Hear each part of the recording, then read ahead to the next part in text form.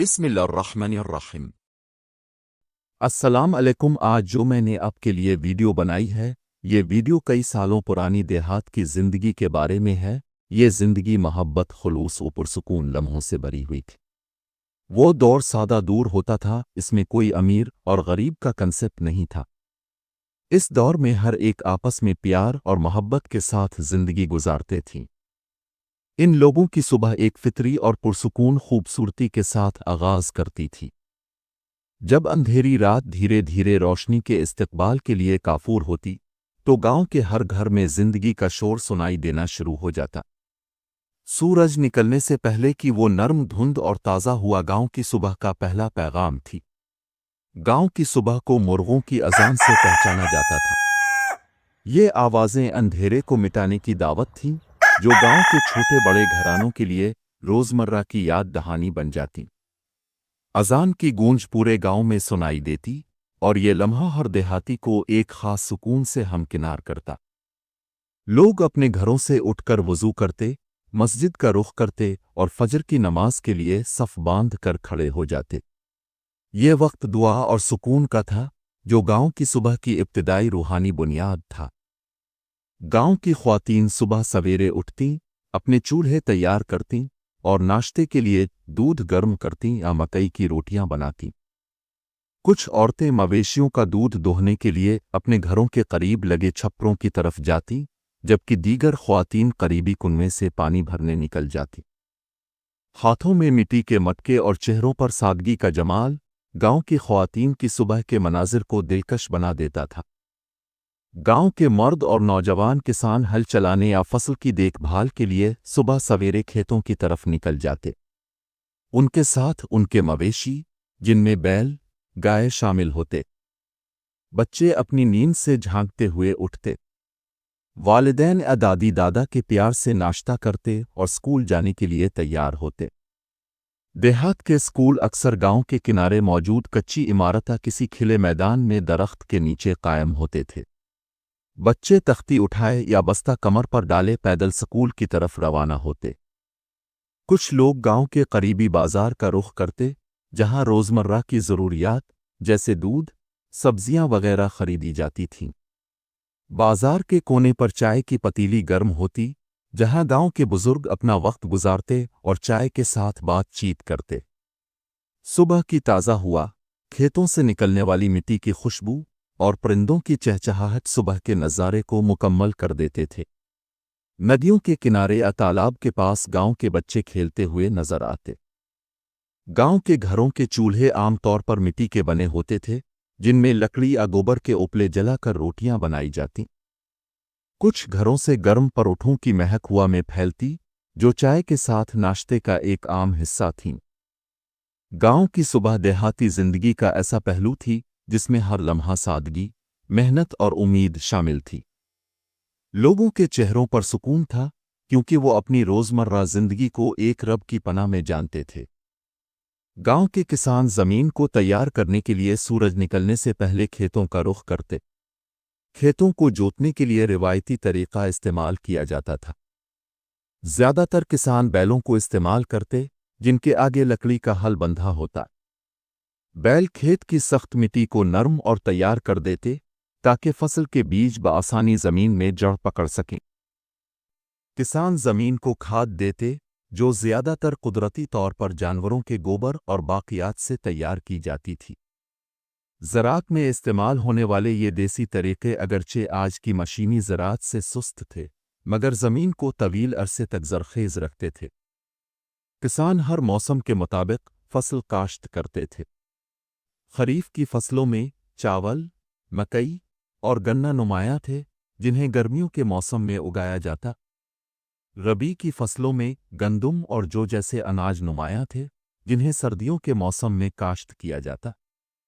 ہر موسم کے آغاز پر کسان فصل کے لیے بیج، پانی اور کھیت کی ضروری دیکھ بھال کا انتظام کرتے تھے۔ یہ ایک اجتماعی عمل ہوتا، جہاں ایک خاندان کے تمام افراد مل کر کام کرتے۔ پانی کا انتظام کسانوں کے لیے سب سے بڑا چیلنج تھا۔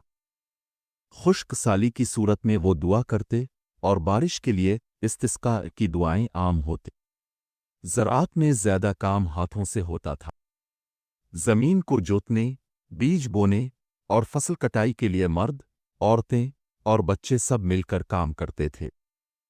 فصل کی کٹائی ایک خوشی کا موقع ہوتا۔ پورے گاؤں کے لوگ مل کر ایک دوسرے کی مدد کرتے۔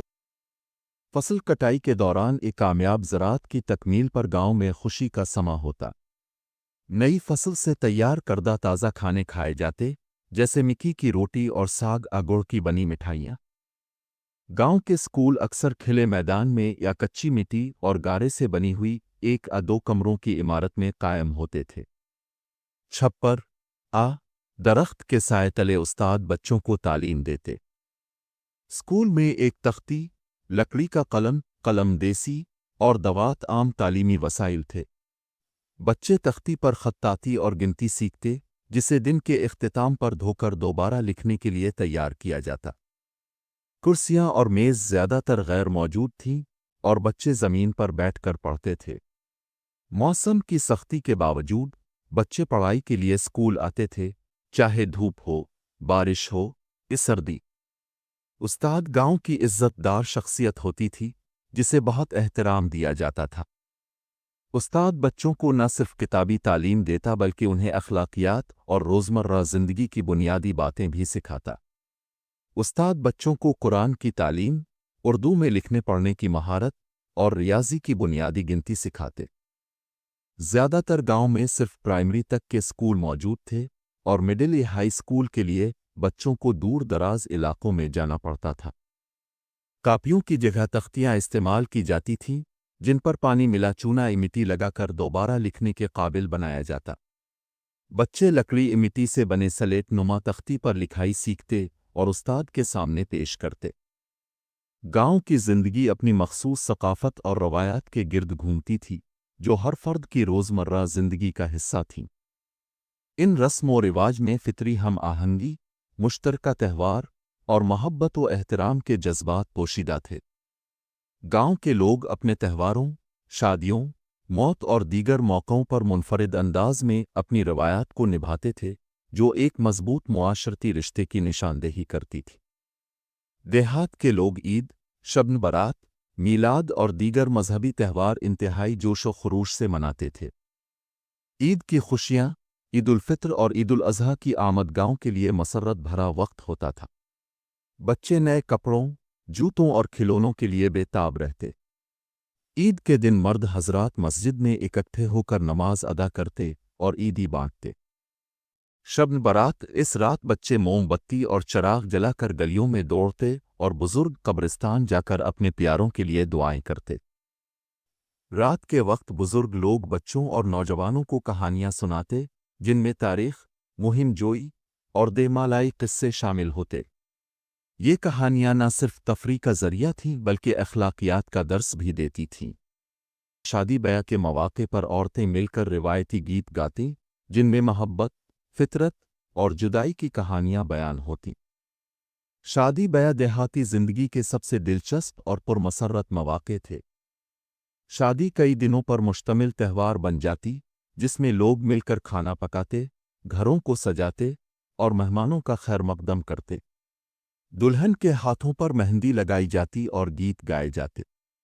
عورتیں جھومر ڈالتی اور مرد گاؤں کے مخصوص ڈھول کی تال پر بھنگڑا ڈالتے۔ بارات کی آمد ایک رنگین اور شاندار تقریب ہوتی۔ گھوڑے پر بیٹھا دولہا اور ڈھول کی آواز کے ساتھ رقص کرتے نوجوان ماحول کو خوشی سے بھر دیتے۔ کہ میلوں میں جھولے، پتلی تماشے اور کبڈی جیسے کھیل لوگوں کو تفریح فراہم کرتے۔ گاؤں کے لوگ اپنی ثقافت کے مطابق سادہ مگر خوبصورت لباس پہنتے تھے۔ مرد زیادہ تر دھوتی، کرتا اور سر پر پگڑی باندھتے تھے۔ عورتیں گھاگرا، چولی اور دوپٹہ اوڑھتی تھیں۔ شادی بیاہ کے موقع پر زیور پہننا عام تھا۔ دیہاتی روایات میں کھانے کو خاص اہمیت دی جاتی تھی۔ کسی بھی موقع پر مشترکہ دعوت کا اہتمام ہوتا۔ لوگ سادہ پکوان جیسے ساگ، مکی کی روٹی، دیسی گھی کے پراٹھے اور گڑ کے میٹھے پکوان پسند کرتے تھے۔ کھانے کو مل جل کر کھانے کی روایت ہر گھرانے میں محبت اور یکجہتی کی علامت تھی۔ مہمان نوازی گاؤں کے لوگوں کی ثقافت کا ایک اہم حصہ تھی۔ دیہاتی روایات میں بزرگوں کی عزت اور برادری کی اہمیت بہت زیادہ تھی۔ بزرگ کسی مسئلے کا فیصلہ کرنے کے لیے مشورہ دینے والے ہوتے تھے، جن کی بات کو اہمیت دی جاتی۔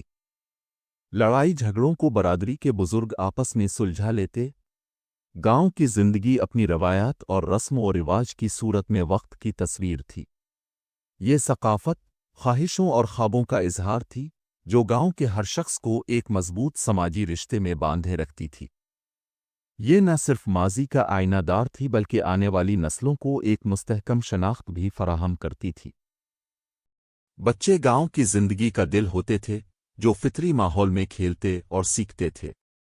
ناشتے کے بعد بچوں کے لیے سب سے دلچسپ وقت شروع ہوتا تھا کھیل کود کا۔ آج کا کھیل ہر بار کی طرح سب کا پسندیدہ تھا، جوتیاں کٹی۔ بچے جو ہمیشہ اپنا جادوئی منصوبہ بناتے تھے۔ آج کا منصوبہ جوتا اٹھائی کھیل تھا۔ سب بچوں کے کھیل کھیلنے کے لیے چہرے چمکے ہوئے ہوتے تھے۔ جوتیوں کا ایک خاص ڈھیر لگا کر ایک بچہ ان کی حفاظت کی ذمہ داری اپنے سر لے لیتا۔ باقی بچے جو جوتیوں کو چھیننے کا منصوبہ بنا رہے ہوتے تھے، آپس میں بات چیت کرتے۔ یہ کھیل ایسے ہوتا کہ ایک بچہ جوتوں کی حفاظت کرتا، باقی دوسرے بچے جوتے اٹھانے کی کوشش کرتے، اور اگر سب بچے جوتے اٹھا لیتے تو وہ جو جوتوں کی حفاظت کر رہا ہوتا تھا، اس کے پیچھے سب لگ کر اس کو جوتے مارنا شروع کر دیتے ہیں۔ یہ سلسلہ کچھ دیر جاری رہتا اور سب بچوں کی ہنسی گونجنے لگتی۔ گاؤں کے کچے راستوں میں یہ شور ایک عجب منظر پیش کرتا تھا۔ اسی طرح بچے سائیکل کے پرانے ٹائروں کو ڈنڈے کے ساتھ سارا دن گلیوں میں کھیلتے رہتے اور آپس میں ایک دوسرے کے ساتھ یہ دوڑیں لگاتے تھے۔ یہ بچے بنٹوں کے ساتھ بھی مل جل کے آپس میں کھیلتے۔ اسی طرح اور بھی بہت سارے ایسے چھوٹے بڑے کھیل تھے جو بچے آپس میں کھیلتے رہتے اور بہت زیادہ خوش رہتے، انجوائے کرتے، ایک دوسرے کے ساتھ مذاق کرتے۔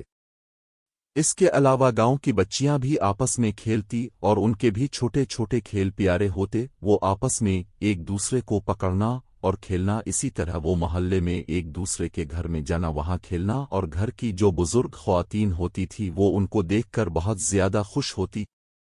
محلے میں کسی کسی کے گھر میں ٹی وی ہوتا تھا تو مغرب کے بعد محلے کے سارے بچے اس گھر میں جانا اور جا کے ٹی وی دیکھتے تھے۔ اس وقت گاؤں کی زندگی جو سادگی، محبت اور اخلاص کا عکس تھی۔ اس دور میں لوگ فطرت کے قریب اور ایک دوسرے سے جڑے ہوئے تھے۔ خالص رشتے، سماجی تعاون اور اجتماعی تہوار ان لوگوں کی پہچان تھے۔ وقت کے ساتھ ٹیکنالوجی کی ترقی اور جدیدیت کے دباؤ نے اس خالص ماحول کو بدل دیا۔ لوگوں کے طرز زندگی میں آسانی اور سہولیات تو آئیں، لیکن خلوص بھرے رشتے کمزور پڑ گئے۔ موبائل فون، انٹرنیٹ اور میڈیا نے دلوں کو جوڑنے کی بجائے دوریوں میں اضافہ کر دیا۔ محبتیں رسمی بن گئیں۔ وہ زمانہ ہمیں یاد دلاتا ہے کہ ترقی اور ٹیکنالوجی کے باوجود زندگی میں سب سے قیمتی چیز محبت اور انسانیت ہے۔ گاؤں کی پرانی یادیں آج بھی لوگوں کے دلوں میں زندہ ہیں، اور وہ ان دنوں کی محبت اور اخلاص کو واپس لانے کے خواب دیکھتے ہیں۔ ان کی زندگی ہمیں ایک واضح سبق دیتی ہے۔ ہم جدید دنیا میں جینے کے ساتھ ساتھ پرانی محبت، روایات اور انسانی اقدار کو زندہ رکھ سکتے ہیں اگر ہم انہیں دل سے اپنائیں۔ وہ ماضی ایک آئینہ ہے جو ہمیں یاد دلاتا ہے کہ اصل خوشی تعلقات میں ہے، نہ کہ صرف سہولتوں میں۔ محبت اور اخلاص صرف یادوں کا حصہ نہ بنے بلکہ زندگی کا حصہ رہیں۔ یہی زندگی کی خوبصورتی اور انسانیت کی اصل روح ہے۔ اگر آپ کو یہ ویڈیو پسند آئی ہے، اس کو لائک کریں، سبسکرائب کریں اور شیئر کریں۔ آپ کا بہت بہت شکریہ۔